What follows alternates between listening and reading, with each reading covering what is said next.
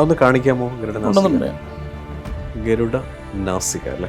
ഗരുഡ നാസിക, ഇതങ്ങനെ ദേഹത്ത് ഇട്ട് കഴിഞ്ഞാൽ ഗരുഡമുഖി, ഇങ്ങനെയൊക്കെയുള്ള പേരുകളിൽ അറിയപ്പെടുന്നു. ഇതിനകത്ത് തന്നെ ഈ മാന്ത്രികരും വൈദ്യന്മാരും വന്ന് പ്രതിഫലം വാങ്ങാൻ പാടില്ലെന്നാണ്. അതെ, കാരണം അവരുടെ ചെലവ് കഴിക്കുന്നത് രാജാവാണ്. ആളുകൾക്ക് സർപ്പദംശനം ഉണ്ടായിക്കഴിഞ്ഞാൽ ചികിത്സിക്കാൻ ഒരു പ്രാചീന മന്ത്രവാദ കുടുംബങ്ങളിൽ തന്നെ വളരെ ഏറെ കുടുംബങ്ങൾ ഈ ഗരുഡോപാസന ചെയ്തു പോകുന്നിരുന്നു.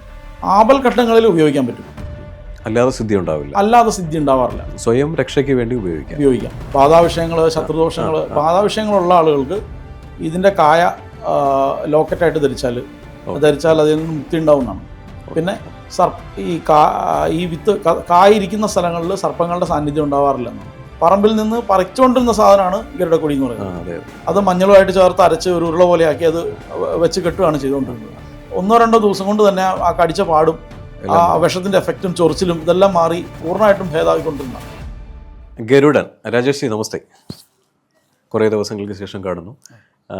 ഹൈന്ദവ പുരാണങ്ങളിൽ മഹാവിഷ്ണുവിൻ്റെ ഏറ്റവും കൂടുതൽ അടുത്ത് നിൽക്കുന്ന ഗരുഡൻ. അങ്ങനെ ഒരുപാട് പറയാനുണ്ട്. അതായത് അമൃത് കൊണ്ടുവന്നയാൾ, അല്ലെങ്കിൽ ധൈര്യത്തിൻ്റെ പ്രതീകം, കശ്യപ മുനിയുടെ മകൻ എന്നൊക്കെ പറയുന്ന ഒരുപാട് പ്രതീകങ്ങൾ അദ്ദേഹത്തിനെ പറ്റി പറയാനുണ്ട്. എന്താണ് ഗരുഡൻ? ഗരുഡനെ പൂജിച്ചാൽ എന്താ സംഭവിക്കുക? അല്ലെങ്കിൽ ഗരുഡനെ ആരാധിച്ചാൽ എന്താ ഉപയോഗം? എന്താ ഈ പറയുന്ന വൈഷ്ണവവും ശൈവവും എന്ന് പറയുന്നത് പോലെ എല്ലാം ഒന്നാണെന്നുള്ളത് നമുക്കറിയാം. പക്ഷേ ഒരു വിഭാഗം ആൾക്കാർ എപ്പോഴും ശൈവ രീതിയിൽ പോകുന്നു, ഒരു വിഭാഗം ആൾക്കാർ വൈഷ്ണവ രീതിയിൽ പോകുന്നു. അപ്പോൾ വൈഷ്ണവ രീതിയിൽ പോകുന്ന ആൾക്കാർ ഏറ്റവും കൂടുതൽ വിശ്വസിക്കുകയും നമ്മൾ ഗുരുവായൂർ പോകുമ്പോൾ തന്നെ ആദ്യം കാണുന്നത് ഗരുഡനെയാണ്. അപ്പോൾ ഗരുഡ ഭഗവാനെ ആരാധിച്ചാൽ, അല്ലെങ്കിൽ ഈ ദോഷങ്ങൾ മാറ്റാൻ, അങ്ങനെ ഒരുപാട് നിരവധി സംശയങ്ങൾ പലരുടെയും മനസ്സിനകത്തുണ്ട്. ഒന്ന് പറയാമോ? ഭാരതത്തിൽ തന്നെ ഏറ്റവും പ്രാധാന്യമുള്ള പരശുരാമ ക്ഷേത്രം സർപ്പഭൂമിയാണ്. അതെ, സർപ്പാരാധനയ്ക്ക് വളരെ പേരുകേട്ട സ്ഥലമാണ്. ഒരുപാട് സങ്കേതങ്ങൾ ഇവിടെ ഉണ്ട്. പ്രാചീന കാലത്ത് ഈ സർപ്പദംശനം, സർപ്പം മീൻസ് ഇഴയുന്ന സർപ്പങ്ങളുടെ ദംശനം ഉണ്ടാവുക എന്നുള്ളതൊരു സ്വാഭാവികമായ ഒരു കാര്യമായിട്ട് കേരളത്തിൽ ഉണ്ടായിരുന്നു. അപ്പോൾ അന്നത്തെ കാലത്തൊക്കെ അറിയാലോ, ഈ മാന്ത്രികരും വൈദ്യന്മാരും വന്ന് പ്രതിഫലം വാങ്ങാൻ പാടില്ല എന്നാണ്. അതെ, കാരണം അവരുടെ ചെലവ് കഴിക്കുന്നത് രാജാവാണ്.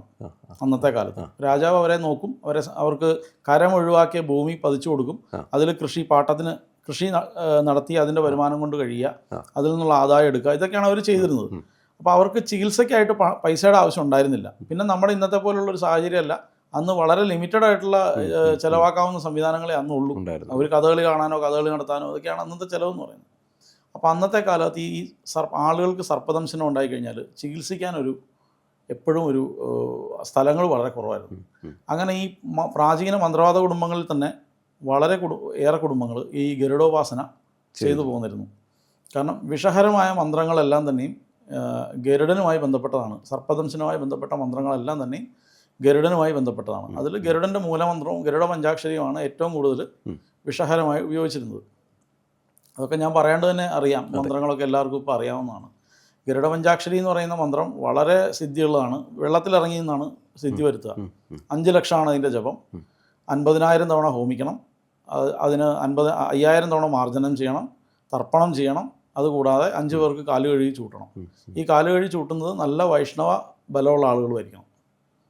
അതായത് അവർ തന്നെ ഒരുവിധം നന്നായി വിഷ്ണു അഷ്ടാക്ഷരിയിലൊക്കെ സിദ്ധിയുള്ള ആളുകളാണ് വരേണ്ടത്. മഹാവിഷ്ണുവിൻ്റെ ആവരണങ്ങളിൽ അത് നമ്മൾ ആവരണമായി പൂജിക്കുമ്പോൾ പ്രത്യേകമായി നമ്മൾ നസിക്കുന്ന ഒരാളാണ് ഗരുഡൻ. വൈനതേയൻ എന്നാണ്. കാരണം വാഹനം കൂടിയാണ്.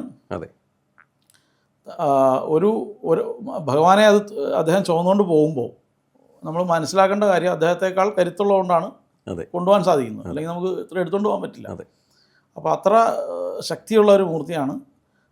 സർപ്പഭയത്തെ ഇല്ലാണ്ടാക്കാൻ ഗരുഡനെ ഭജിച്ചാൽ മതി, സ്മരിച്ചാൽ മതി എന്നാണ്. ഈ കേരളത്തിലെ വിഷചികിത്സയിൽ ഏറ്റവും കൂടുതൽ ഉപയോഗിക്കുന്ന 2 മൂലികളുണ്ട് അതിൽ ഒന്ന് ഇപ്പോൾ കേരളത്തിൽ അത്ര അവൈലബിൾ അല്ല. ഒന്ന് പിന്നെയും അവൈലബിൾ ആണ്. ഗരുഡക്കൊടി എന്ന് പറഞ്ഞൊരു മൂലികയുണ്ട്. ഒരു കൊടി പോലെ, അതായത് ഈ ഒരു വള്ളിച്ചെടിയായിട്ട് വെറ്റക്കൊടി പോലെ പോകുന്നത് പണ്ട് നമ്മുടെയൊക്കെ പറമ്പുകളിലുണ്ടായിരുന്നു.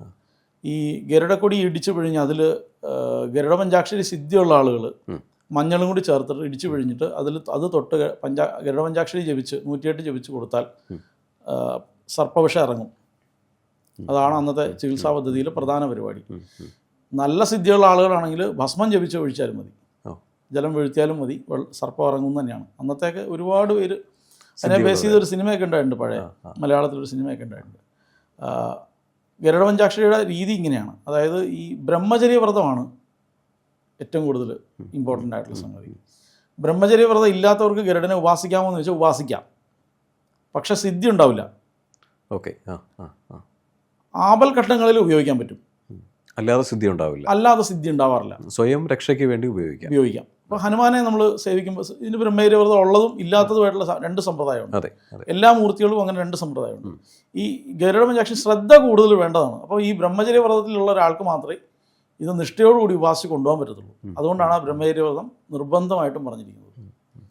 പിന്നെ അവർ അങ്ങനെയുള്ള ആളുകൾ ഈ വിഷ്ണുപൂജ, സ്ഥിരമായി വിഷ്ണുപൂജ കഴിക്കുകയും വേണം. അതായത് സാളഗ്രാമത്തിൽ വിഷ്ണുപൂജ കഴിച്ചാൽ മാത്രമേ അവർക്ക് ഈ സിദ്ധി നിലനിർത്തിക്കൊണ്ട് പോകാൻ പറ്റത്തുള്ളൂ.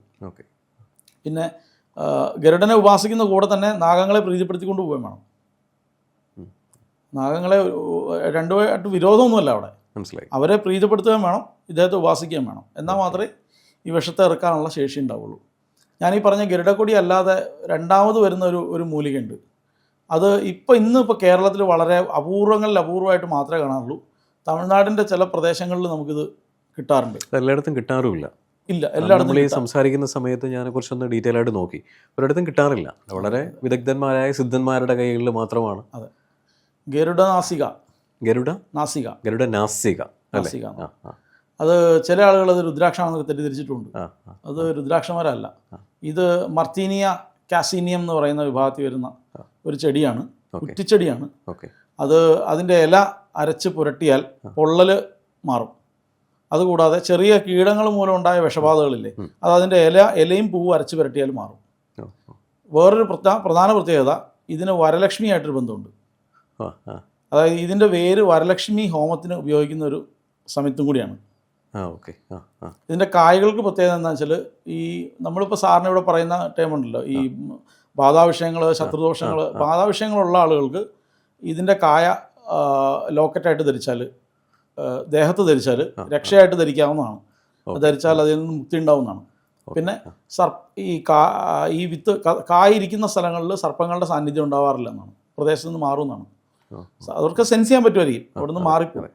ഞാനിത് മനസ്സിലാക്കിയതെന്ന് വെച്ചാൽ, ഞാൻ കോയമ്പത്തൂരായിരുന്ന സമയത്ത് അവിടുന്ന് ഒരു തമിഴ് സിദ്ധ പരമ്പരയിൽപ്പെട്ട ആളുകളിൽ നിന്നാണ് ഞാൻ ഈ സാധനത്തെ പറ്റി ആദ്യമായിട്ട് കേൾക്കുന്നത്. അത് അന്ന് അവിടെ നിറയെ ഉണ്ടായി നിൽപ്പുണ്ടായിരുന്നു.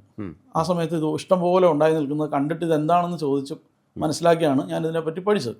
അപ്പോൾ പിന്നീട് ഞാൻ പഴയ വൈദ്യന്മാരോട് ചോദിച്ചപ്പോൾ അവർ പറഞ്ഞു, ഇതൊക്കെ അവരുടെ ചെറിയ നാളുകളിൽ, അതായത് അവർക്ക് പഠിച്ചു തുടങ്ങിയ കാലത്തൊക്കെ, ഇന്നും 80 വയസ്സൊക്കെ, ഒരു 70 വയസ്സ് മുമ്പ് അല്ലെങ്കിൽ ഒരു 60 വർഷം മുമ്പ് വരെയൊക്കെ കേരളത്തിൽ ചില സ്ഥലങ്ങളിലൊക്കെ ഉണ്ടായി നിൽക്കുന്നവർ കണ്ടിട്ടുണ്ടെന്ന് പറഞ്ഞു. ഇപ്പം അങ്ങനെ കേരളത്തിൽ പൊതുവേ അങ്ങനെ കണ്ടിട്ടേ ഇല്ല. ഞാനിപ്പോൾ ഈ കഴിഞ്ഞ ആവശ്യത്തിനായിട്ട് 1-2 ഇതിൻ്റെ ആവശ്യങ്ങൾക്ക് വേണ്ടിയിട്ട് ഞാൻ മുമ്പ് കണ്ട സ്ഥലങ്ങളിൽ പോയി നോക്കി, അവിടെയും ഉപ്പില്ല. ശരിക്കും പറഞ്ഞാൽ അന്യം നിന്നുകൊണ്ടിരിക്കുകയാണ്.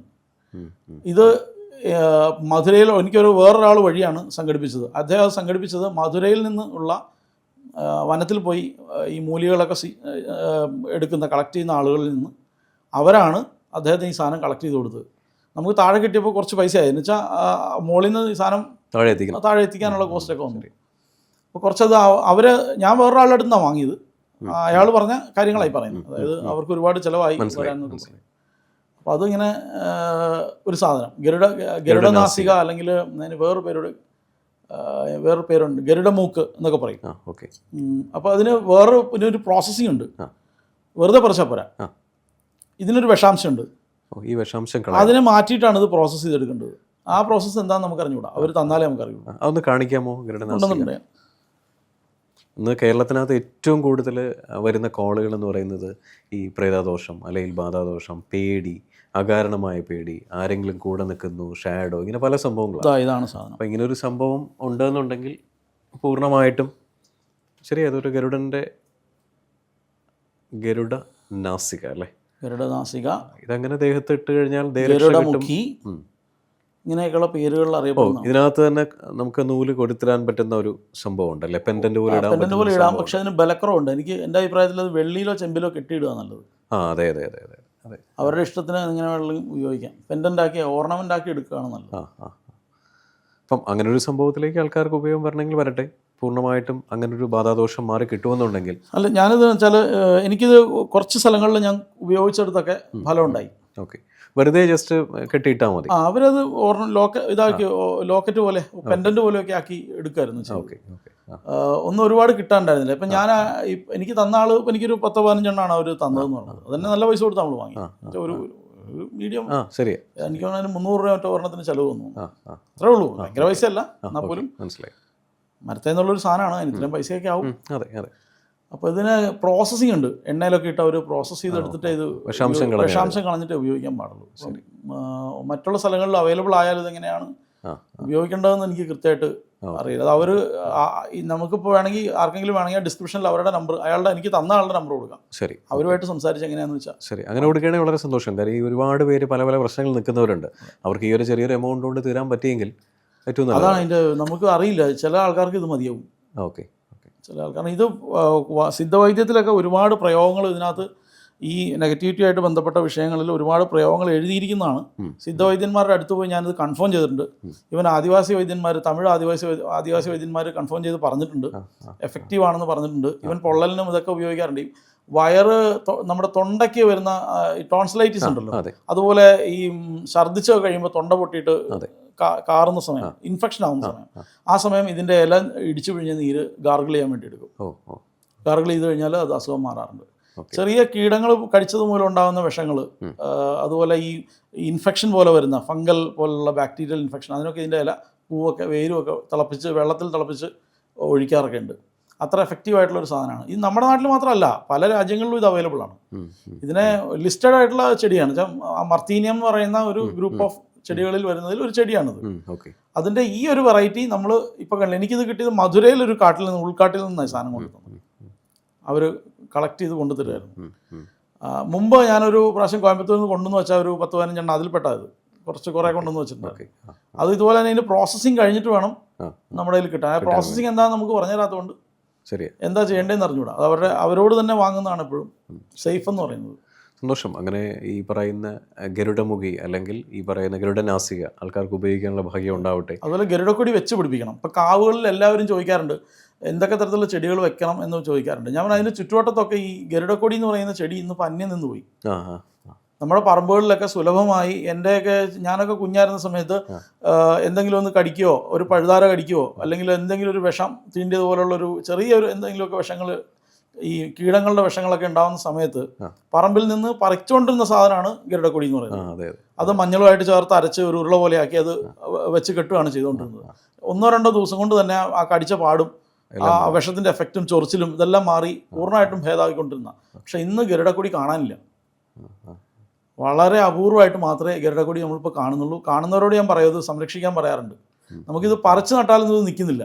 അപ്പോൾ ഇത് കിട്ടുന്ന എവിടെയെങ്കിലും എനിക്ക് വേണമെങ്കിൽ ബൊട്ടാണിക്കൽ ഗാർഡനുകളൊക്കെ ഒരു അതിനകത്തൊരു മുൻഗണന കൊണ്ടുവന്ന് ഇങ്ങനെയുള്ള ചെടികൾ പോകാതെ, കാരണം ഇത്രയും എഫക്റ്റീവായിട്ടുള്ളൊരു സാധനം ഈ വിഷത്തിന് ഞാൻ കണ്ടിട്ടില്ല.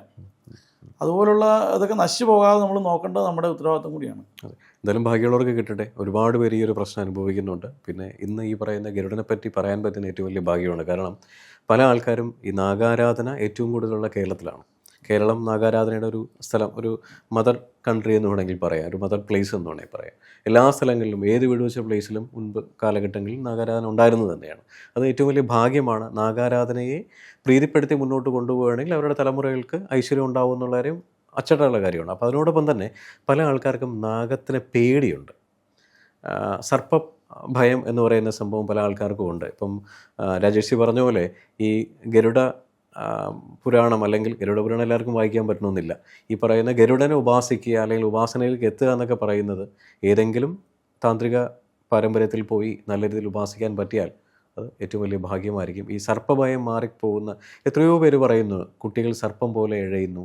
അല്ലെങ്കിൽ ഒരു വളരെ പ്രശസ്തനായ ഒരു ജ്യോതിഷിയുണ്ട്, പേര് ഞാൻ പറയുന്നത് ശരിയല്ല, എന്നോട് ഇൻ്റർവ്യൂ എടുക്കാൻ വന്ന സമയത്ത് അവരെന്നോട് പറഞ്ഞത്, ആലപ്പിയിൽ ഞാൻ ജനിച്ചു അച്ഛൻ്റെ വീട്ടിൽ വളർന്ന സമയത്ത് സർപ്പത്തിനെ പോലെ ഞാൻ താഴെ ഇഴഞ്ഞു എന്നുള്ളതാണ്. ഈ ചാനലിലും ABCയിലൊക്കെ ഇൻ്റർവ്യൂ എടുത്തിട്ടുണ്ട്.